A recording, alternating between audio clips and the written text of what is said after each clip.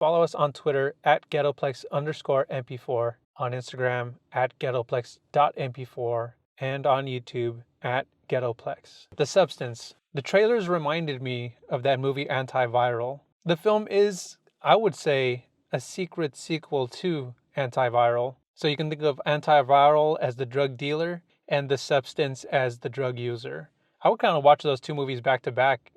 I'm going to officially dub these as part of the same universe, I guess you want to say. So Antiviral followed by The Substance. Now, The Substance, what I really love about this movie is that it's so dreamy, and then it becomes nightmarish, and then it just ends in this horrific manner. That's the other thing about this film. There's lots of tits and ass and plenty of blood. It's perfect for horror. Tits, ass, blood. So if you like that, if you've missed that from horror movies in a very classic 80s aesthetic, then you're going to love this. I will say the ending, I did, and I think it may be intentional that they wanted the ending to be somewhat predictable, because towards the end, I kind of had a feeling of where it was going to go, but it also had a bit of a twist to the predictability. So I really loved that about the movie. Just also, the cinematography in this movie is so pleasant. I love the way they decided to film this movie. It almost seems like the entire time you're in a dream, and the dream becomes a nightmare. And the way the performances from all the actors, Dennis Quaid especially, I loved Dennis Quaid's performance in this film. Man, this guy really knocked it out of the park. From watching Reagan a couple weeks ago, he knocked that one out of the park. And then him playing this cartoonish producer, he's just so great. Dennis Quaid, 2024 is the year of Quaid. But yeah, to sum up the movie in a non-spoiler-ish way, the trailers do give a lot. It gives the meat of the story, whereas Demi Moore's character, whose name is Elizabeth, comes across this opportunity to become her younger self and to continue her career, because she works in Hollywood, so she needs this answer to eternal youth. However, eternal youth comes with a very heavy price and a very heavy consequence, which of course she abuses, and it ends horribly for her. So there's definitely a lesson in here, I would say, to appreciate what you do have, because you can make a deal with the devil to give you an opportunity to have what you desire, but sometimes what you desire comes with extreme responsibilities, and if you don't respect those responsibilities, the consequences are irreversible.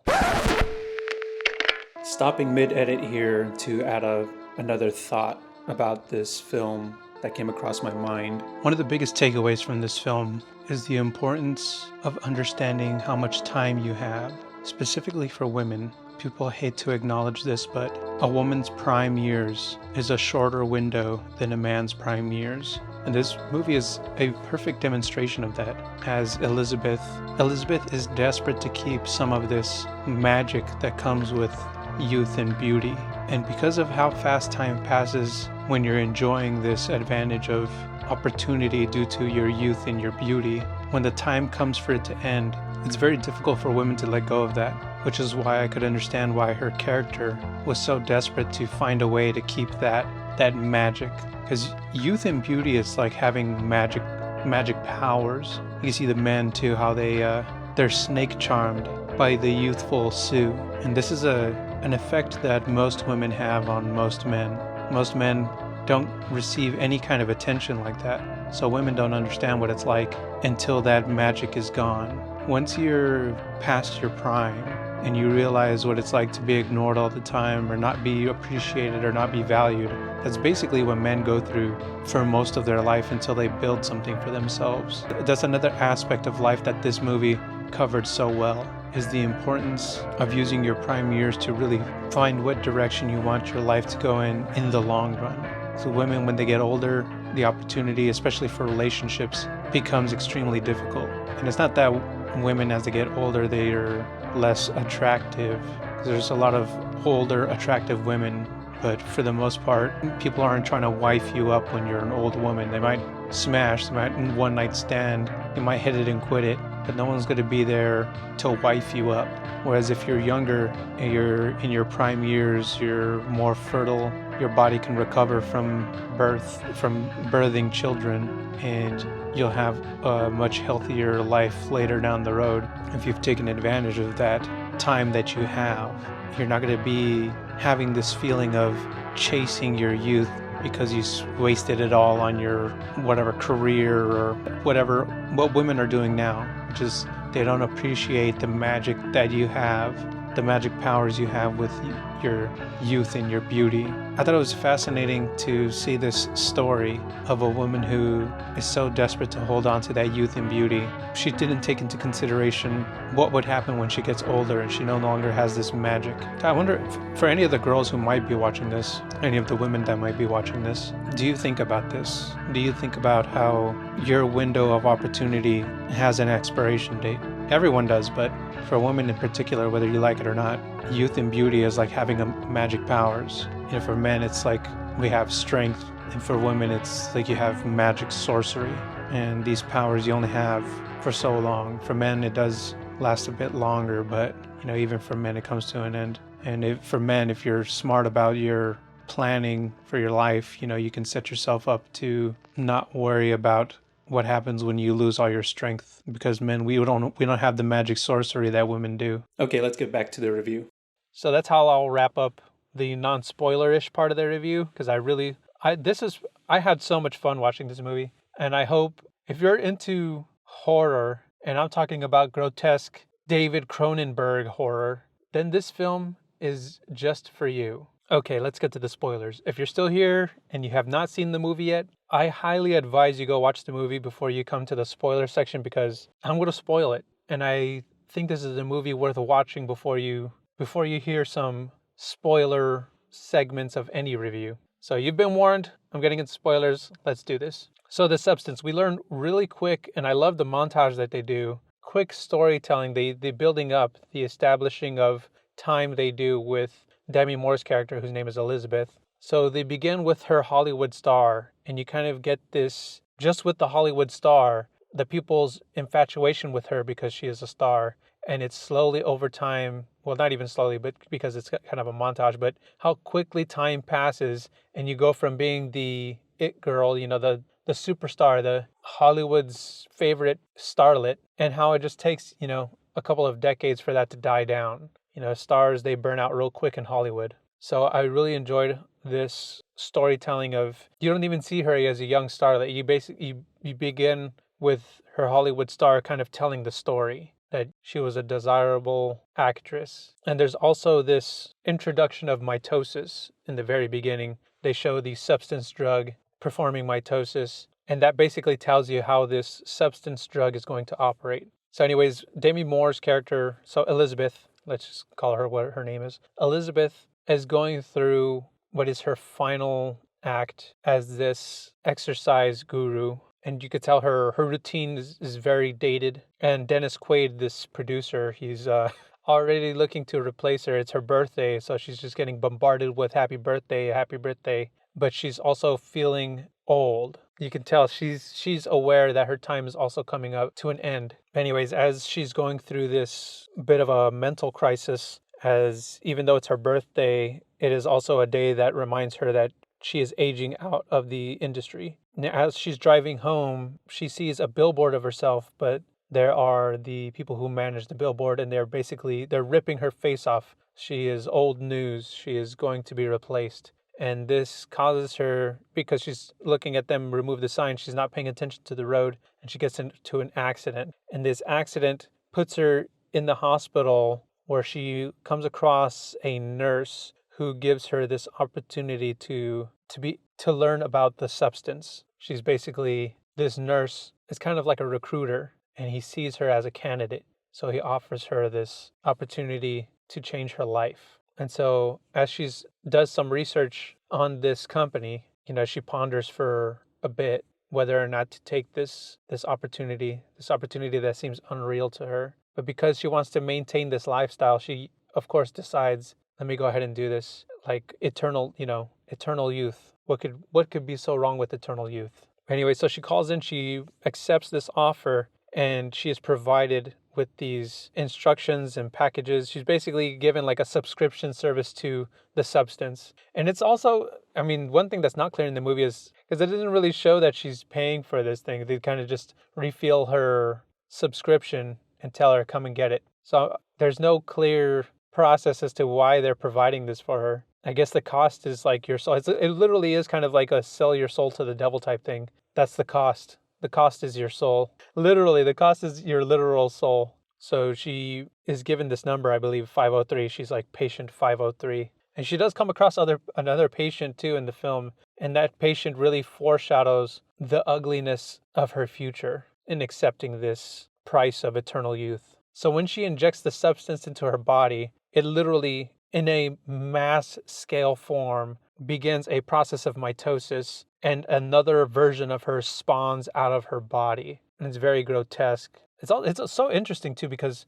before she takes the substance, you see her in her bathroom looking at herself, or this is where she's really has to make this decision. Do I take the substance? Which obviously she does, and then boom, there's two of them. This mitosis comes with maintenance because she can only be her youthful self for 1 week, and then she has to return to her original self for another week, and there's this balance she has to juggle. But of course, the youthful version of her becomes comfortable in the driving seat, is what I guess I'll call it, because she has to bounce back and forth between the bodies. It really is kind of like the Matrix, because there's these mitosis maintenance packages. Comes with one that says for the other self and for the Matrix self. So it really has this Matrix-like twist to it, because she has to exit the Matrix, which is herself, and then enter into her younger, youthful self. So it has this extreme responsibility on a 7-day period. But of course, as time goes on, because her youthful self is getting all these opportunities, she doesn't want to go back to the Matrix. She doesn't want to go back to her original shell. And this causes a lot of resentment between the two characters over time, because her youthful self really abuses the 7-day process. She doesn't respect the balance, and she will take additional days. But in her doing this, there's a consequence to her original shell, because it then ages her original shell. Her body becomes deformed, and she almost looks like a witch. She basically becomes a witch. And Elizabeth, the Demi Moore character, she becomes resentful of her youthful self because she's not respecting the balance. Even though it's her, technically she's both people. But when she's in her youthful self, she has no respect for her original shell, because this is maintaining her youth. She needs to take care of the original shell in order to take care of her youth. It's a very yin-yang relationship. The two must work together in perfect balance to maintain each other's bodies. But they make life really messy for each other in the literal sense and in the mental sense, because the younger self is like a young 20-year-old who's out partying all the time, and the original version of herself becomes a gluttonous mess. But eventually, the disrespect they have towards each other leads to more and more resentment and a disdain for each other. And this turns into quite literally a physical fight. And towards the end, it's just really when you see this David Cronenberg style of a film, where it's just very grotesque monster that the character has turned herself into. One question, though, I kept on thinking about throughout the film is, how long can you do this realistically? Because if you are already in your 50s, let's say you got a good 30 years left, let's say you make it to 80, which would be crazy in this scenario, because the amount of responsibility of changing back and forth every 7 days, at some point you're going to be making mistakes. So you're already it's not like you're 50 and you're a senior, but you're getting there. So the responsibility would get more and more heavy and more difficult to maintain. And eventually your original body is going to die from old age. So what then happens with your youthful version of yourself? Like, you got to think about that. If this is something you decide to do, is when your original self dies, your youthful self is not going to survive without you.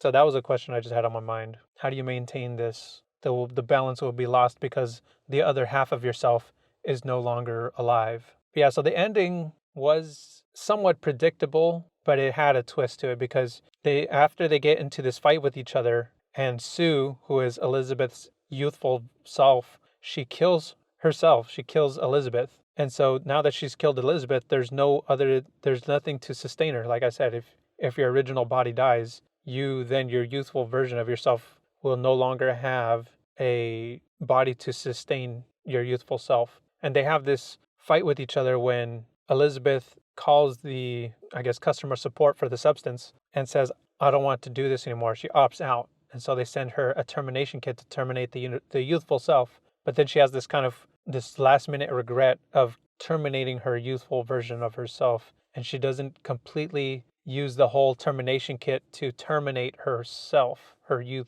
And that turns into this whole fight because she tries to cross back over, but she ends up just awakening the youthful version of herself. And now they're both alive simultaneously. And that causes this physical fight between the two mental selves. I thought that was really well done. This way to have them both be conscious, sentient at the same time to finally confront each other, which ultimately ends in Elizabeth's death. But because Elizabeth is dead, Sue now only has a matter of time before she too is dead. And I do like how in the end she's supposed to host a New Year's Eve show, but she's falling apart because she killed her original self. Well, she then uses the last half of the substance to perform that mitosis procedure again. But when she does that, that's when the David Cronenberg monster really comes to life. Because as it spawns out of her body, it is just this nightmarish, ghoulish looking creature. And that creature takes center stage at the New Year's Eve show. And it just turns into this bloodbath that kind of reminded me of Blade when they're in that nightclub rave scene and the sprinklers come out and it's just raining blood over everybody. That is like the final performance of Sue. She just bleeds all over the place. She's technically both Sue and Elizabeth in this one body, and it is just a bloodbath over the audience for New Year's Eve. I had expected that she was going to go on stage as this monster, but I didn't think she was going to go on stage as this monster and turn it into a complete bloodbath. And of course, the audience is freaked out and they even attack her. But as she escapes, the film ends so beautifully with Demi Moore's leftover face, her Elizabeth, I guess I'll call it Elizabeth. Elizabeth's face escapes from the remaining part of the body that has this monstrous body, and she crawls to her Hollywood star, and her story ends there. So I thought that was just a nice way to really wrap up the story. But anyways, yeah, if you've seen the film, I really would love to hear your opinion. How did this movie meet your expectations? And if you are a David Cronenberg fan, did that not hit the spot or what? I loved this movie a lot more than I was expecting to. Anyways, follow us on Twitter at Ghettoplex_MP4, on Instagram at Ghettoplex.mp4, and on YouTube at Ghettoplex. See you guys in the next one.